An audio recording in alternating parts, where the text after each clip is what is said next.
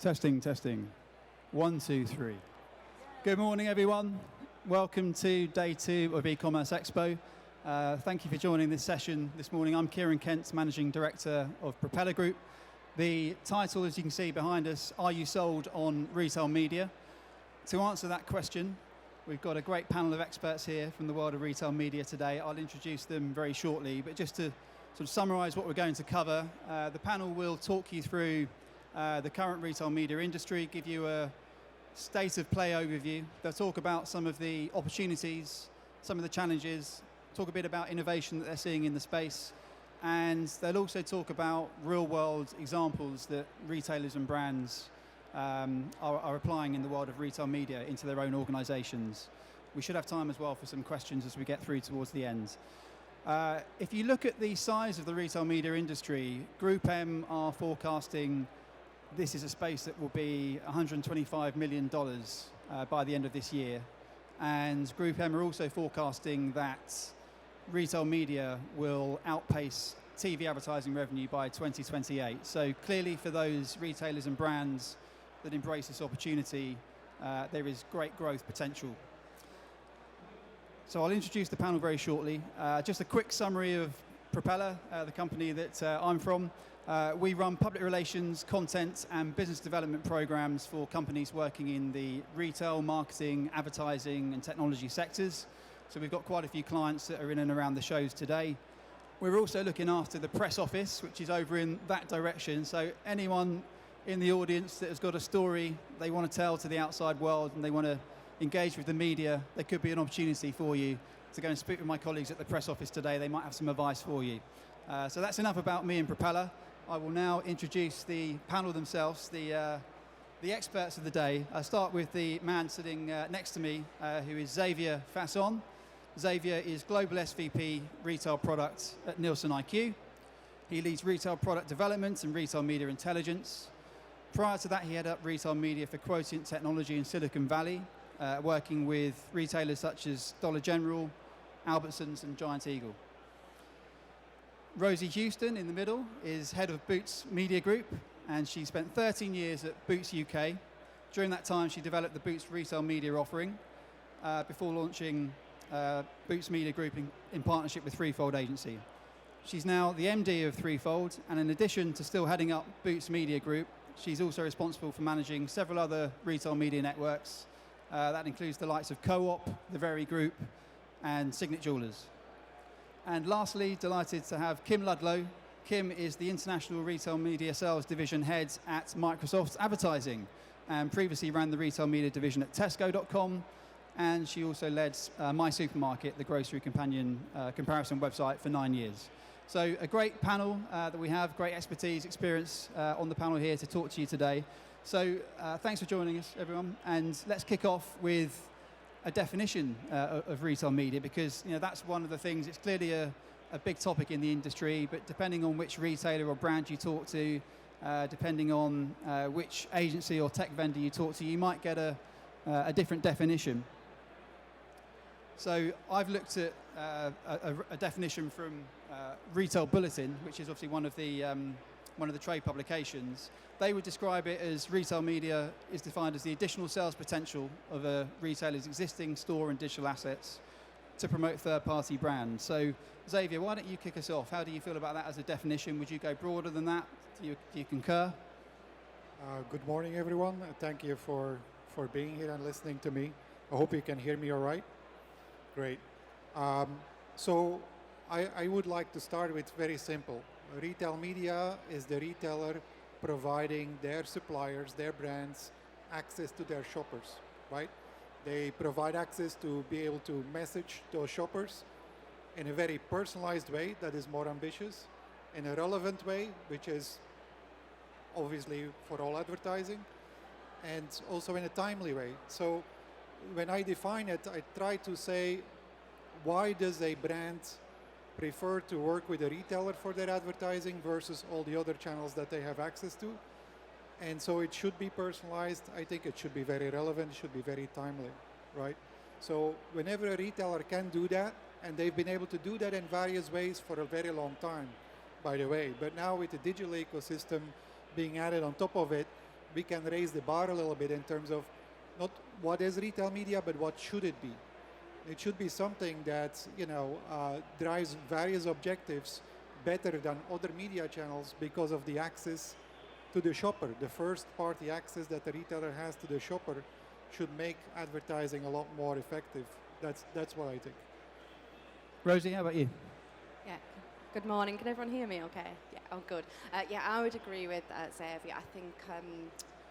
I think sometimes definitions of retail media have been getting a bit narrowed, and I think one of the areas that we've seen that, particularly in the UK, is often retail media is described in a way that makes it sound almost synonymous with online advertising, and actually for a lot of the retailers that we work with, at least 70% of their sales are still coming through in store.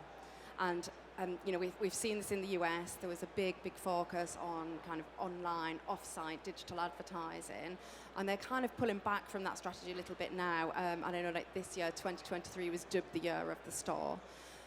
But I think that then is covered really well by Xavier's definition around what we're doing is giving access to our customers. And so I think, whilst not totally necessary, I do think that the more sophisticated retail media networks are enabling brands to leverage their first-party data. I think that's a really quite crucial part. Kim, how about you? Yeah, I'm going to concur with everybody else. I think it makes me laugh that retail media is kind of this new buzzy word when it's been around for years and years and years. So the difference is that the brands now are driving that change. They're used to buying media in the programmatic world and getting insights and data, and we're expecting to get the same thing from retailers. And whilst they've been paying what I would call kind of like a retail tax, which they have to pay because they have to support the brands that they're selling through that retailer. I think fundamentally the way that the market can grow and the way that the retail space can grow for, the media space can grow for that retailer is quite significant. And I think it's also a way that they can open up that fairness, that democratizing position to all brands. So, previously it was only the rich brands, the ones that had the big bucks, could advertise to the shoppers. Now everyone can, so that's when it becomes kind of, for me, I'm a bit of a, Robin Hood is like looking out for the little guys. So yeah, I think it's a step in the right direction. Great, and Kim's just touched on it, but Rosie, what's your perspective on why is this really taking off now? I mean, obviously it looks like maybe some companies are jumping on the retail media bandwagon. Some companies have been doing this for quite a while, but what are you seeing? What's really driving the growth and interest and uptake of this right now?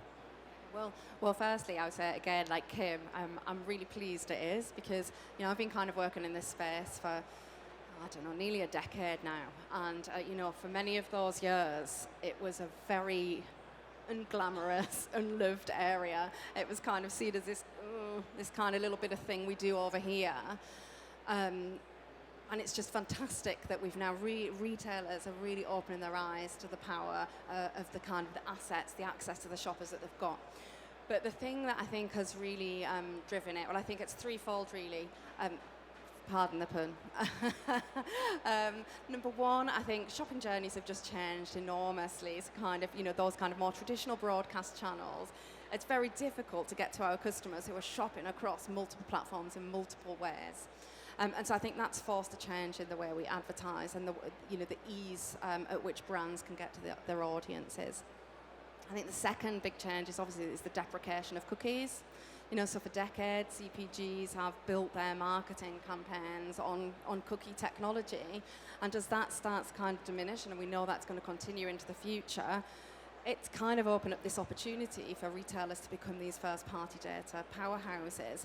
But what it's also done for brands is it's kind of made them realise that they've got to work more creatively with retailers if they're to deliver those really effective campaigns to the shoppers they're trying to reach. And then the final change, I think, is technology.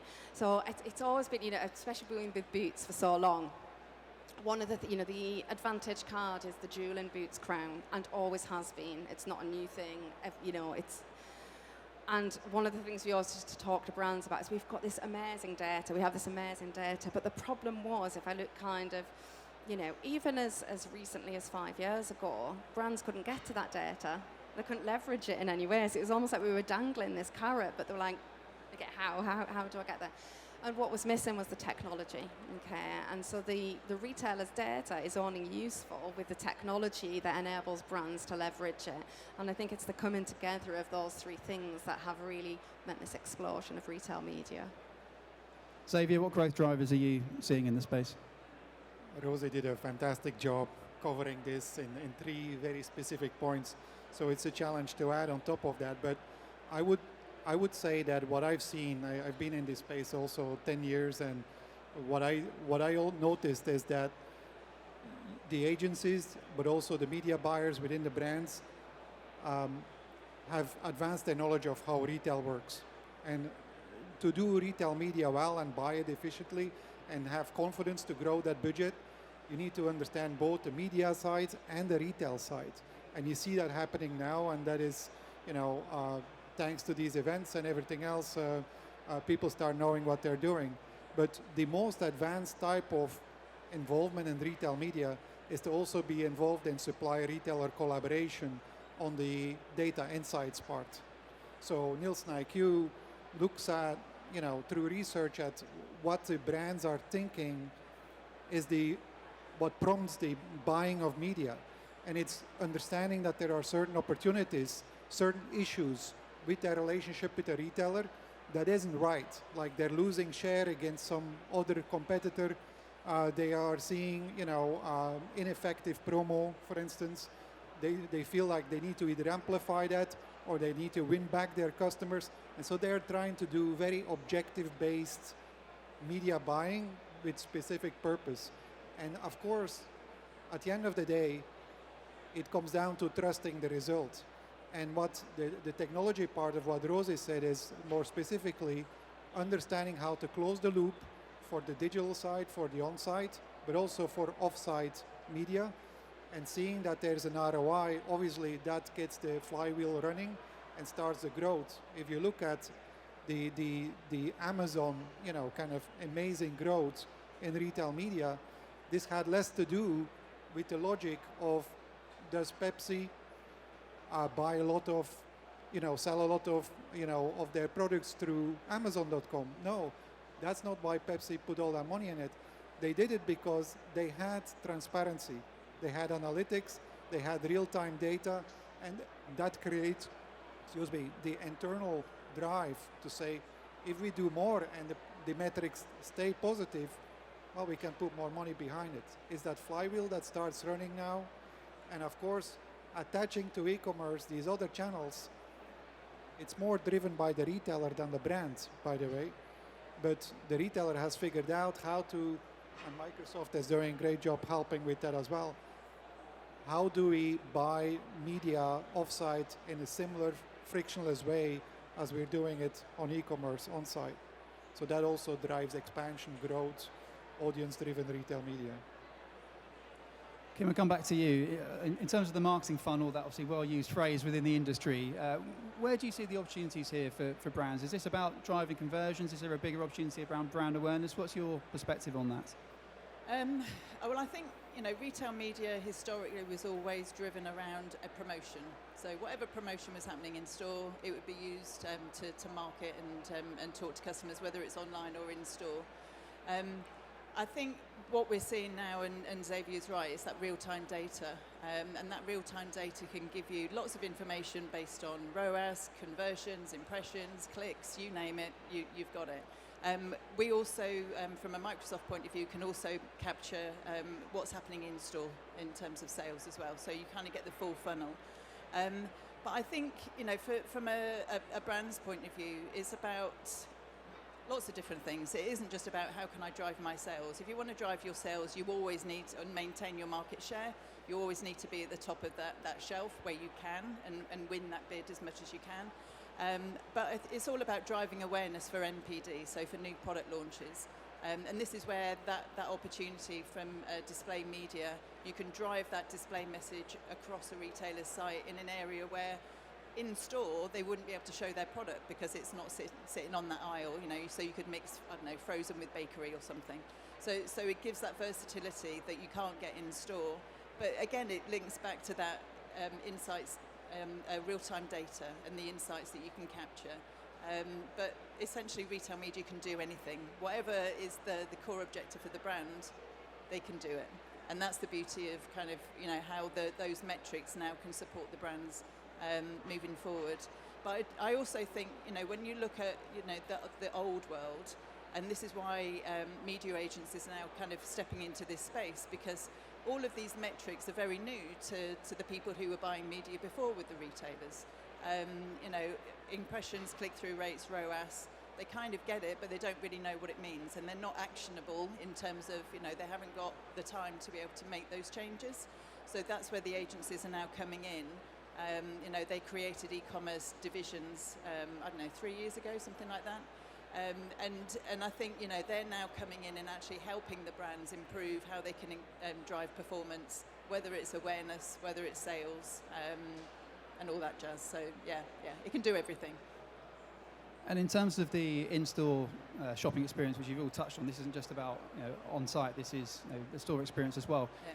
Xavier, maybe just expand a bit on what do you see? What's the real benefit to the end consumer, the shopper themselves, in terms of retail media? It's a good point. Sometimes I wonder, and I like to take, if you define retail media, you can take the side of a retailer or the side of the brand. They will think of it differently, and there's reasons for that. Some retailers do not like to do too much media in store because it's not improving the shopping experience necessarily for shoppers always. Depends what it is.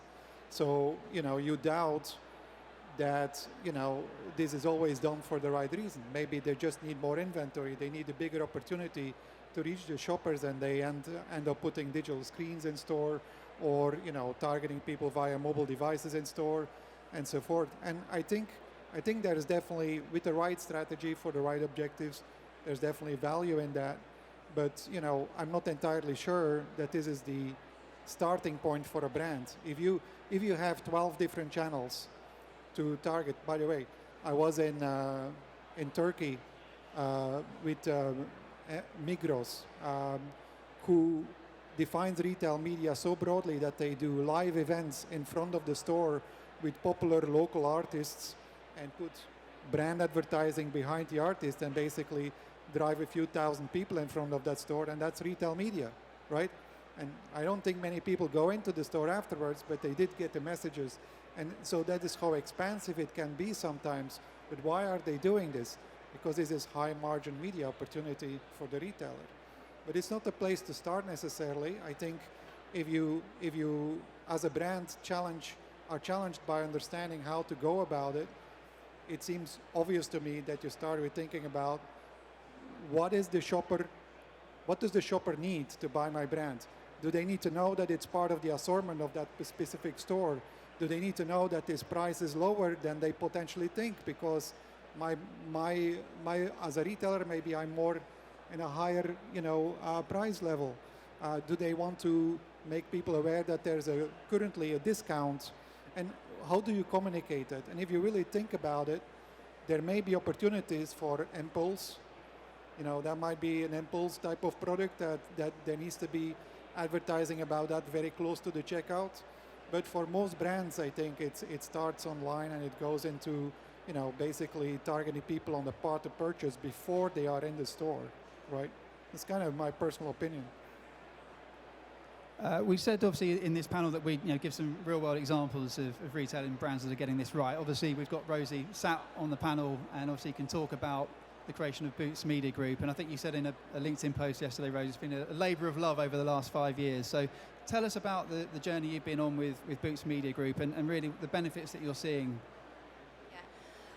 So as you mentioned, I've worked with Boots for kind of 13 years, and half of that time was spent, I was a trader, I was in the buying team, and half of that time was spent building what was at the time called the partnership marketing function. And you're right, it was a real labour of love because, for quite a few years there, it wasn't really considered of strategic importance to the business.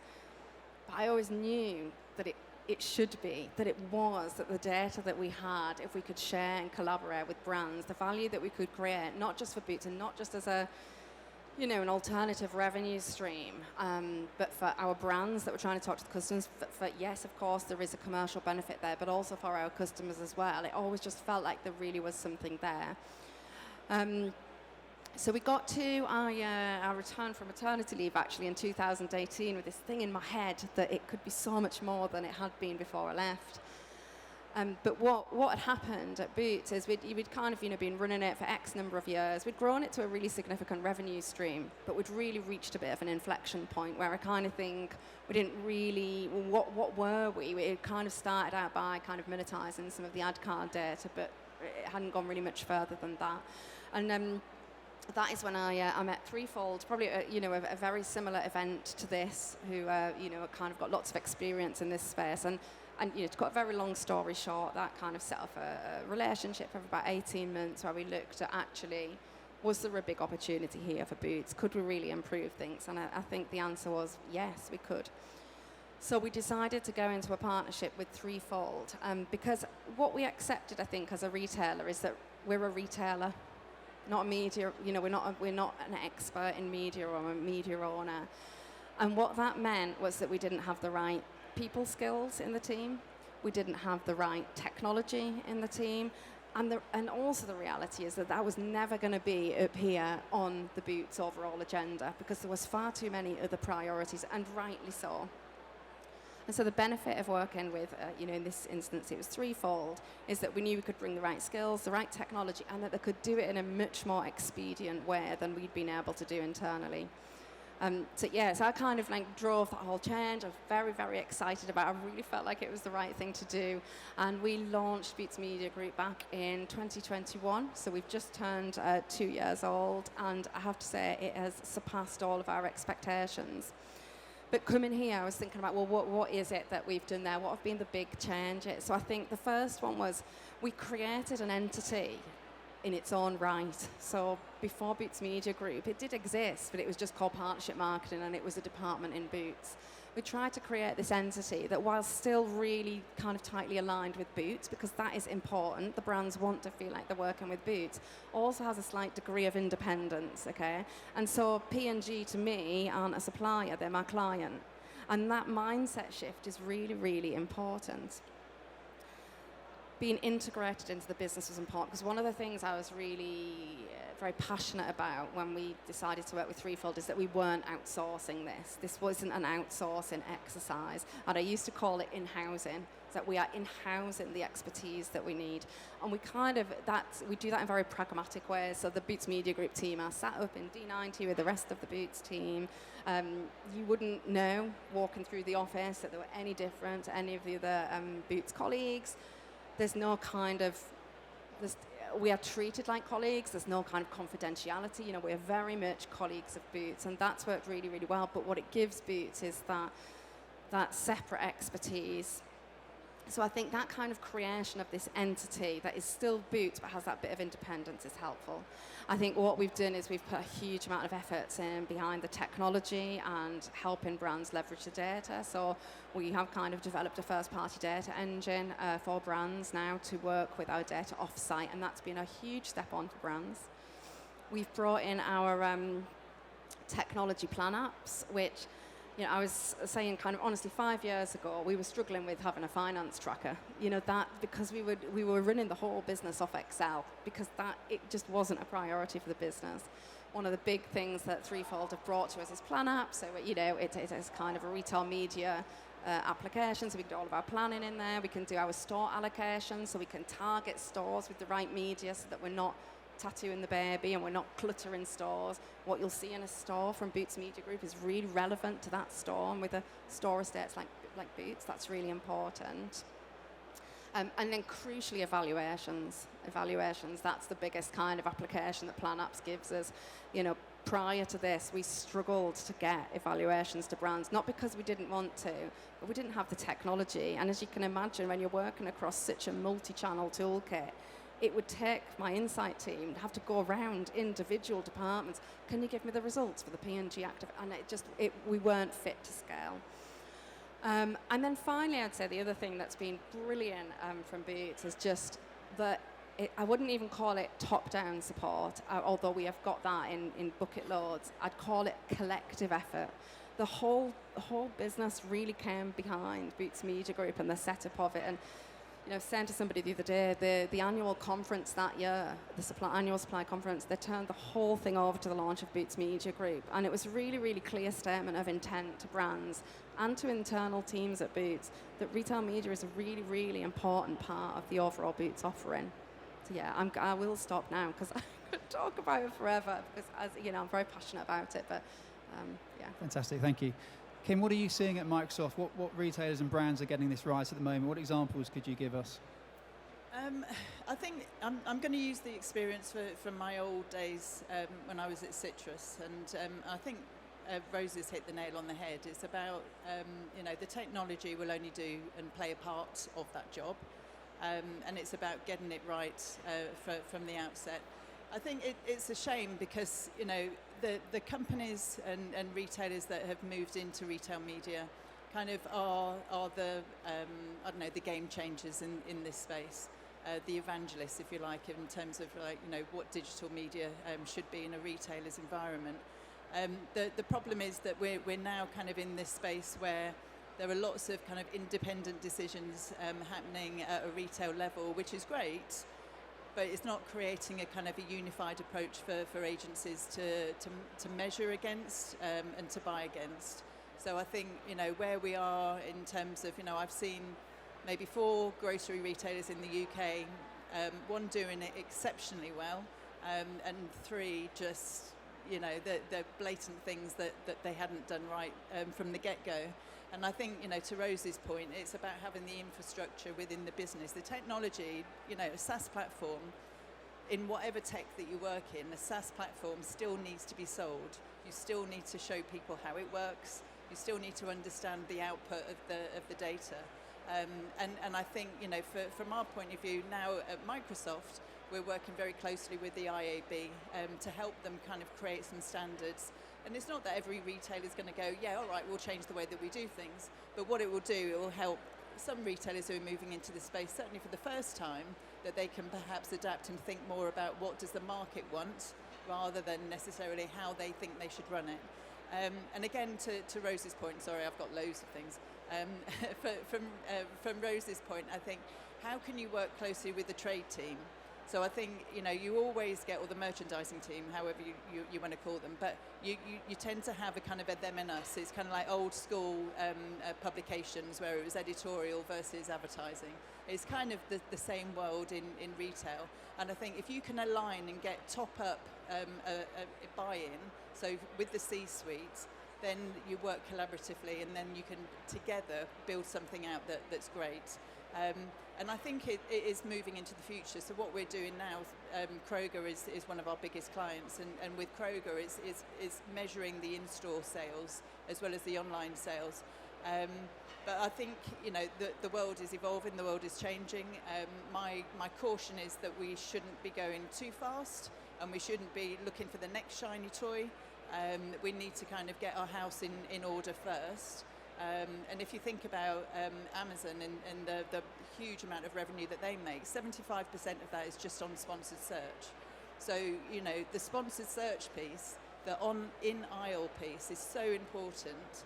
And, I would imagine, I'm not going to say this based on where I am today, but in my old world, the fill rate, there is still room for growth. So I think it's just about, getting that right. But it's very much about the infrastructure of the organisation, not just what the tech is. The tech plays a part in it, but it's the rest of the business needs to work and be aligned. Great. And Xavier, coming back to you, in the FMCG space, supermarket space, we're seeing all the big players really now entering the space. And I think recently there was news that Lidl's now are moving into retail media as well. But any examples you've got beyond FMCG? If you look at banking and finance, for example, or travel, there's brands like Uber that are getting involved now, Revolut. Are you seeing any examples beyond the typical ones that we might think are embracing retail media?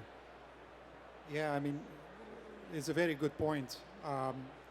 If you look at it from the perspective of a retailer that is not in a situation where they have 75% of their, advertising spend going towards sponsored search, maybe because they don't have such a successful e-commerce profile.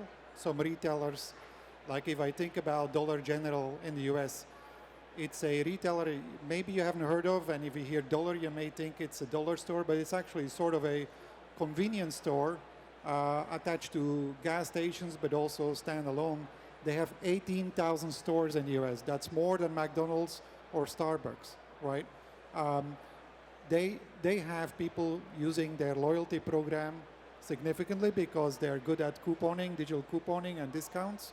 And so they have built up a loyalty program and an understanding of their shopper and shopper behavior, which is quite impressive, right? So, but they are a cheap store. You go there and, the brands are not too eager to go spend a lot of money on retail media there. So their opportunity was to look at non-endemic brands that they don't sell in that store, like finance, even, automotive, insurance, real estate even, and think what is in our data that we understand about those shoppers that can be used to profile our shoppers, and what is the fair value exchange that we can give back to our shoppers, because we have shoppers that literally count the money in their pocket when they're buying at our stores. How can we help them? So it ended up being a very big retail media business with CPG brands first anyway. Based on that data, I think they grew from, I think it was like $2 million in advertising spends to like 55 million over a period of only 2 years. So it's a media scale, and it's typically in the US. But then they had this win on top of national media brands that looked at that data and said, we can communicate with shoppers in a unique way and give them some value, right? One of the things I also have to say is that Dollar General did something right in thinking about building the media business, not purely based on which channels that they can develop, what kind of ad formats they can develop. They started with creating a playbook for brands. They categorized various types of brands. They looked at the types of penetration that these brands would have and the type of challenges they may have. Then they created specific objectives that they think those brands should achieve using their data or their media. And then from there, they started building the execution and which media formats or ad formats or creative capabilities did they need in order to achieve those specific objectives. And always very much focused on the analytics behind it, right? So if you got to a certain spend level with Dollar General, you would automatically for free get access to very, very deep audience insights, very deep analytics on the retailer itself, have your self-serve login to go look at, ultimately what the sales drivers are and, what the opportunities are specifically. So this may be an example of a retailer that went there. That being said, the non-endemic advertising opportunity for retail media, if you're a retailer, is definitely not the place to start, right? This is very, very hard. And, these brands have a lot of opportunity to spend their dollars elsewhere. There's no forcing factor, so there's no real collaboration. It needs to be purely based on the opportunity and the result of it. Super, super hard to do. So it's not what we recommend, but, you asked for an example. And Nielsen IQ currently is talking to 650 retailers worldwide about their retail media business. That's about how many they are. That's everyone. And, we do find examples of pretty much anything. Doesn't mean that we recommend it, right? Kim, what are you seeing from an international perspective? I mean, where does the UK compare to other markets at the moment? Do we have a great opportunity here to sort of lead the way? What's your perspective at Microsoft? Yeah, I mean, in the UK, from an IAB piece of work that they just did recently, I mean, we're leaps and bounds across everybody else. And I think if you look in EMEA, top 3 countries, no surprises, UK, Germany and France. So that's kind of, where we're going. But in terms of Germany, that's still in its infancy. I'm delighted to say you mentioned Lidl earlier. We actually work with Lidl, so that's a good thing. So thanks for that. But we also, we've just launched Obi, so DIY retailer, like think B&Q in the UK. and then also Broinger, who are a fashion retailer. So for Germany, I think they're kind of realising and looking over the pond to the UK, thinking, holy crap, we need to be we need to be in this space. So I think that's an area.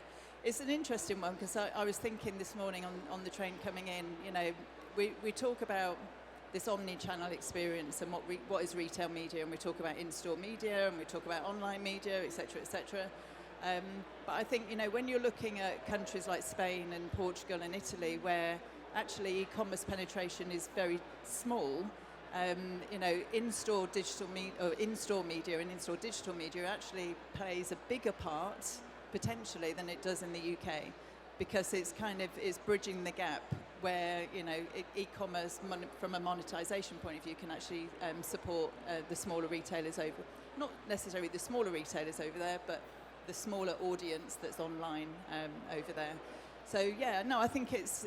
This is why I'm in this job. That's my role, is to kind of start getting more retailers on board. But for us as a focus, it's Germany, France, and the UK.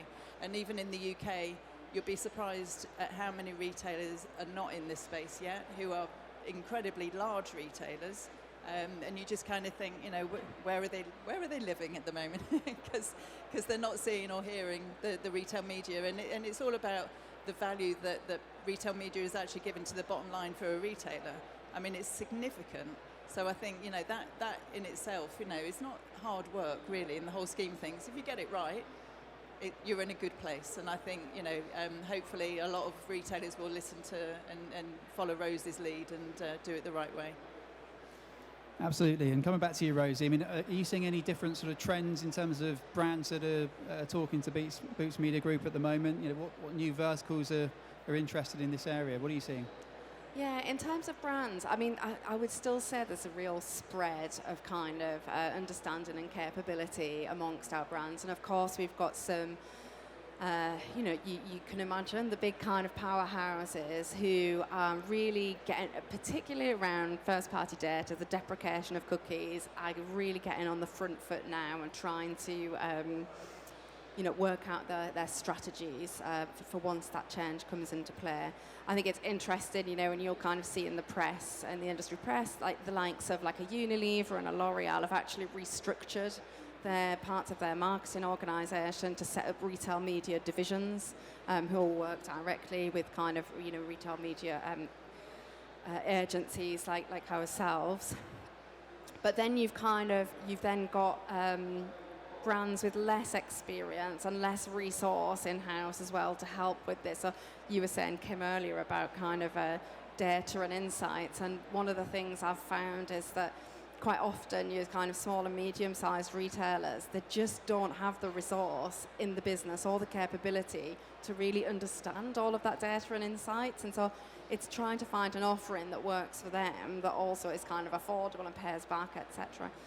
And then, of course, you've got what is always referred to as the long tail of brands, and how do we work with the long tail of brands. And I think that's where kind of self-serve, automation, and lots of kind of concentration around lower funnel conversion kind of options comes into play. The other thing I would say with smaller brands as well is they have a collective power. And one of the things that we've seen work really well across our retailers is if you can join some of those brands together around a theme or an event, like it works really well in healthcare, kind of we've found. Together they can unlock kind of big campaigns, big audiences. So I think there's really some value in helping those suppliers in that way. Great. I'll give a chance to the audience to ask some questions very shortly. But just one, we'll come to you. Just very quickly, we've talked quite a lot, and we have discussed some of the challenges in the industry, but we've really focused more on the benefits so far. So just a quick view from each of you on what you see as the main challenges out there at the moment. Obviously, measurement was touched on, structure of teams. What would you say, Xavier, are the big challenges right now that retailers and brands need to overcome to really take advantage of this? Yeah, it's the retailers having the talent, right? So Rosie pointed to it. For retailers, the starting point is often to bring in an outside company, an agency or a specialized service provider to do it. But obviously, the way it always goes with retail, it starts there, but eventually needs to be taken in-house because it needs to become very efficient and, So the talent, I think, would be the main friction point. There's a lot of media experts. It's a very big business. They don't lose a lot. People are in it for life. But there are very few media experts that understand retail. That's the real challenge. If you can find that crossover, then you have ultimately gold dust on top of your company, because it's that connection that you need to make with the brands to get the right level of investment into your media business. So I would keep it at that. Of course, technology is a challenge, but can be solved. But that talent is something that takes longer to figure out. Yeah. Rosie? Yeah, I would totally agree with that. I think it's not so much a challenge, but I think it is a challenge for retailers at the moment. I think because there's so much noise in the market right now, I think there is a tendency for retailers to go where the noise is or to chase that shiny new thing. And I would really, really kind of caution retailers against that, because they're all so different. Their shopping missions are so different. And if I think about, say, for instance, how we would use first-party data with Boots and their brands versus how we would use first-party data with Co-op and their brands, low involvement, low-cost brands, what's the best application? It's totally different. And the value's in different places. So I think there's these big headlines out there at the moment, like first-party data is the next thing, and everyone kind of runs after that. But I think really, really think about what your retail organisation does, who your customer is. And when we're talking about kind of, well, is it online, is it in store? I always think our thinking should never be channel first. It should be audience first. The channel will follow because it's wherever your audience is. Anything you'd like to add to that, Kim? Yes, I think, I agree with everybody. I think from my point of view, I think when I'm looking at retailers, it shouldn't, again, where I mentioned earlier, it used to be the bigger brands who would always get the advertising space. I don't want that to be the case with retailers either. I don't think it should just be the big retailers who win in retail media. I think everyone should have a fair game. And a very blatant plug here. Microsoft, we made an announcement yesterday where we've launched an advertising network proposition which taps in search revenue from advertisers to drive them into a retailer's space. So it isn't now just a space for the big boys, but what it does for the brands, it drives that scale. So it gives that accountability and again, measurement metrics back. Last plug, I'm really sorry, I have to do this. It's also, where we talk about the SMB, so Rose's point, in terms of SMB brands not really understanding what do the data metrics mean. We're launching AI. I would be remiss of me if I don't mention it. First person to mention AI. I know, I've got to say it. But we're launching and have created a co-pilot within our platform that actually gives the answers back to the brands to tell them what performed well and the recommendations for their next campaigns and what they should be doing. And also just making the speed of creating media through generative AI accessible for everybody. So so I think we're solving problems. That's the bottom line. Very good. So we'll now ask the audience any questions. Obviously, the gentleman at the front had his hand up. 2 minutes for questions. So I don't think we have a roving mic, so I have to pass this through to you. Okay, thank you. Really great panel, by the way. Well done, everyone. So my question is with regards to marketplaces. So we talked about how, for Amazon, they have a long tail of brands, right? We did some analysis, so I'm Paul at Crealytics. We did some analysis that said, in terms of fill rate, Amazon fills 99% of its search queries with an ad. 99%. I mean, the rest of retailers are nowhere near there. With so many retailers now launching marketplaces, and I'm looking, Rosie, here from a Boots perspective, I know there's those kind of thoughts going on as well. Do you see that retailers are kind of ready for that? I mean, I was on DIY.com, I think that was mentioned before, and I did a search for power tools. There's not a single sponsored product, not a single one on there. So are advertisers ready for that? And what do you think, so retailers ready for that? And do you think, what do you think the role of marketplaces here is in retail media?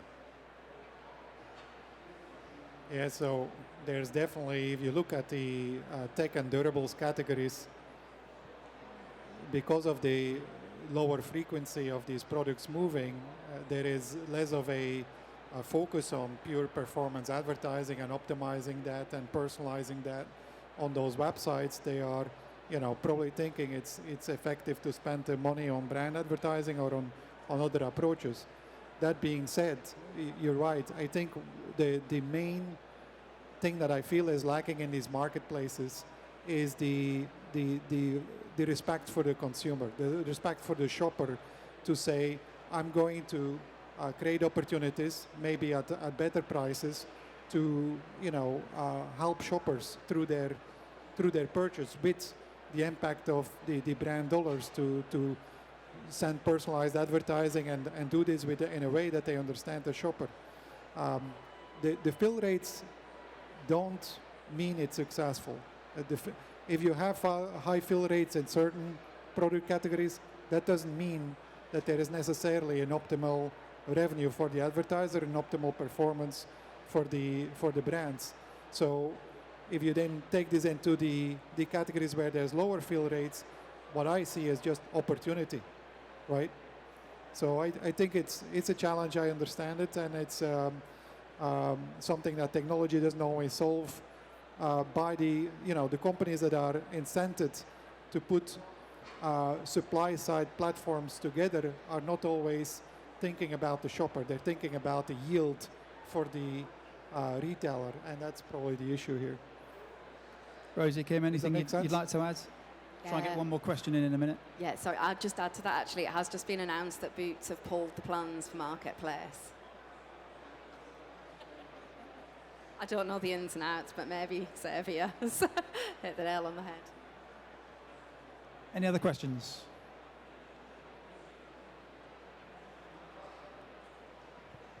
Thank you. Question for Rosie. You know what it takes to make a successful retail media network. You mentioned technology is important, and just when you ended off, you mentioned that don't get distracted on the next technology. So I'm really interested, what are the core building blocks of what technology matters most and what doesn't? And what are you interested and excited about this next year as you evolve your technology roadmap? Yeah, so I think with the technology building blocks, I think the foundations really are the valuable bit of a retail media network is the data and audiences for the brand. So the kind of technology that we see as you really kind of need this are things like data safe havens, so that technology can be managed and manipulated in a GDPR way. And then you obviously need the technology to enable some of those integrations into publishers so that we can take that data and actually then use it in the real world. So I think that's kind of a really foundational element, which I think lots of retailers that we're working with are now really starting to get kind of on board with that, understand kind of data safe havens, how they work, etc.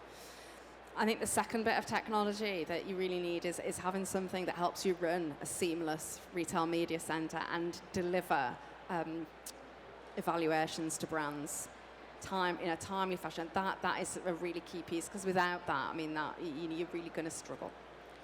And then I think the other important kind of area of thinking about technology, and I don't think we've got this nailed yet, by the way, is how you kind of link that then back to your in-store. So how do you kind of make sure, and coming on to kind of what I think some of the big opportunities are, I think digitisation of in-store is going to be a big opportunity, and it's one that we're trying to really get on the front foot with, because again, coming back to that thing around, Boots, 70% of the sales are in-store. And it's a really important part. So that's kind of where I see the technology and then the kind of the future opportunities. Okay, great. I think we're going to have to wrap up there because people are standing at the back waiting for the next session to start. So thanks for coming to this session, and please big round of applause for the panel, Xavier, Rosie and Kim. Thank you very much.